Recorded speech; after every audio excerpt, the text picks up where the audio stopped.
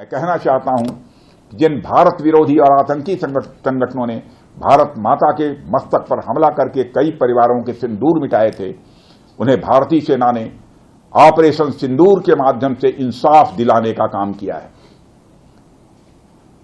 और इसके लिए आज सारा देश भारतीय सेनाओं का अभिनंदन कर रहा है।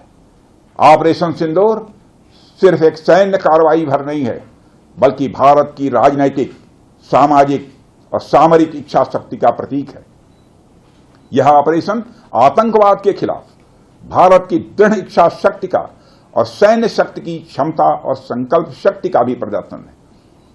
हमने दिखाया है, भारत आतंकवाद के खिलाफ जब भी कोई कार्रवाई करेगा तो आतंकवादियों और उनके आकाओं के लिए सरहद पार की जमीन भी सुरक्षित नहीं रहेगी। भारतीय सेनाओं ने ऑपरेशन सिंदूर को पाकिस्तान में मौजूद आतंकी ढांचा ढहाने के उद्देश्य से लॉन्च किया था।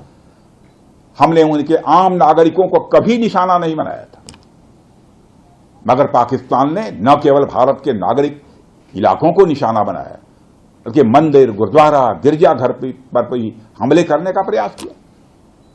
भारतीय सेना ने शौर्य और पराक्रम के साथ साथ संयम का भी परिचय देते हुए पाकिस्तान के अन्य ठिकानों पर भी प्रहार करके करारा जवाब दिया है। हमने केवल सीमा से सटे सैन्य ठिकानों पर ही नहीं कार्रवाई की, बल्कि भारत की सेनाओं की धमक उस रावलपिंडी तक सुनी गई जहां पाकिस्तानी फौज का हेडक्वार्टर मौजूद है।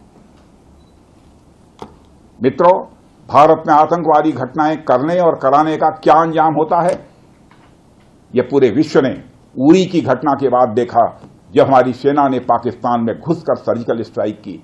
पुलवामा के बाद देखा, जब बालाकोट पर एयर स्ट्राइक की गई, और अब पहलगाम की घटना के बाद दुनिया देख रही है कि जब भारत ने पाकिस्तान के भीतर घुसकर मल्टीपल स्ट्राइक्स की हैं। आतंकवाद के खिलाफ जीरो टॉलरेंस की नीति पर चलते हुए हमारे यशस्वी प्रधानमंत्री नरेंद्र मोदी ने स्पष्ट कर दिया है कि यह नया भारत है जो आतंक के खिलाफ सरहद के इस पार और उस पार दोनों तरफ प्रभावी कार्रवाई करेगा। यह हमारे प्रधानमंत्री जी ने स्पष्ट रूप से